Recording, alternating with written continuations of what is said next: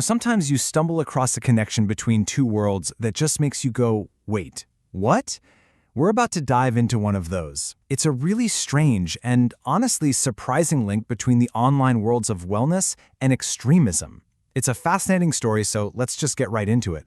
And it all really starts with this core idea. On the surface, these groups couldn't seem more different, right? But what draws them together is this very specific, shared belief that there's a hidden power baked into sound itself. So what is it? What's the common thread that could possibly tie these radically different communities together?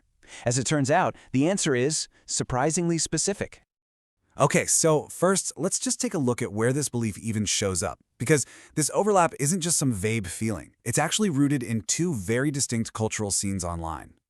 So on one side, you've got the whole wellness and New Age spirituality community. Think sound baths, healing vibrations, that kind of thing. And then, on the complete other end of the spectrum, you have these neo-fascist music subgenres like fashwave, which is basically electronic music that's explicitly made to promote far-right ideology. And here it is, the one thing that connects them. It all comes down to this single number. Both of these groups are obsessed with the audio frequency of 432 Hz, and they both believe it holds some kind of special, almost magical power. All right, so why this number? What is the big deal with 432 Hz? Well, according to the believers, it's the key to, pretty much everything. In the wellness world, the claims are huge. Proponents will tell you that listening to 432 Hz can calm your mind, release feel-good hormones, and even align your body with the natural vibration of the entire universe. Some people take it even further, claiming that other frequencies, like 528 Hz, can literally repair your DNA. Okay, but here's where it all takes a much darker turn. See, the belief in the healing power of 432 Hz is almost always paired with a conspiracy theory about why we don't use it as the standard. And this right here is the heart of it. The theory basically goes that the global standard for musical tuning, which is 440 Hz, was deliberately and secretly changed from the natural 432 Hz. And why? To suppress our consciousness, create anxiety, and ultimately make us all easier to control. So that's the theory.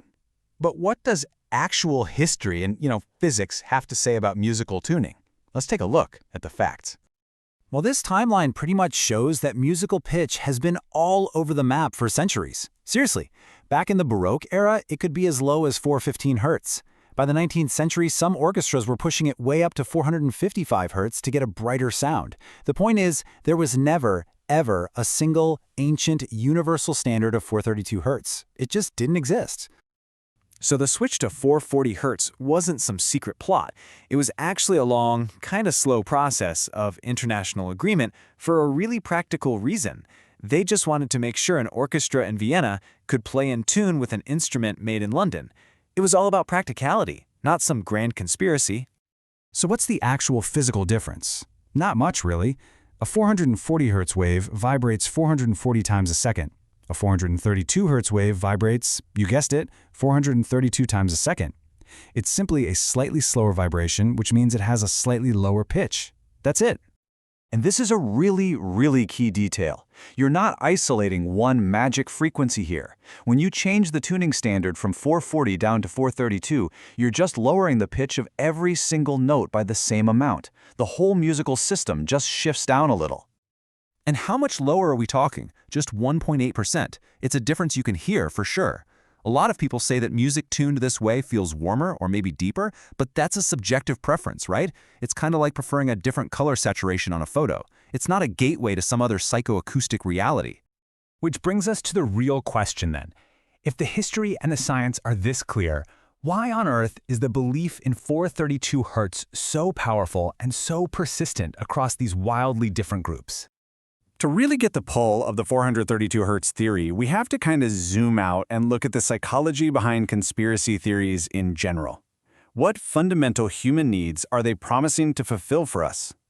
Well, psychologists usually point to three main drivers. First, there's our deep need for knowledge and certainty, especially when the world feels random and confusing. Second, we have a powerful need to feel safe and in control. And third, there's our need to feel good about ourselves and the groups that we belong to. And this right here brings us to the one single concept that ties everything together, the idea that manages to fulfill all three of those deep needs for both the wellness crowd and the extremists. And that concept is esotericism. It sounds like a complicated word, but it's a pretty simple idea. It's the belief that there is secret, hidden knowledge out there, knowledge that the mainstream either rejects or is actively trying to suppress. And having access to that knowledge is incredibly empowering. And this is where you see the identical logic at play. It's almost a perfect mirror.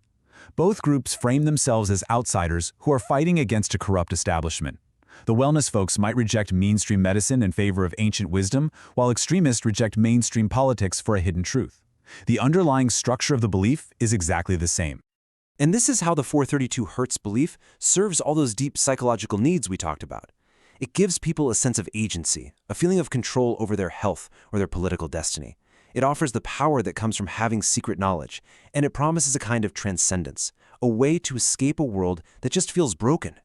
So at the end of the day, the whole debate over 432 versus 440 Hertz was never really about the sound waves themselves.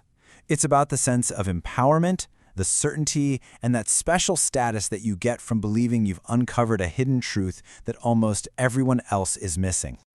And that leaves us with a final thought, doesn't it?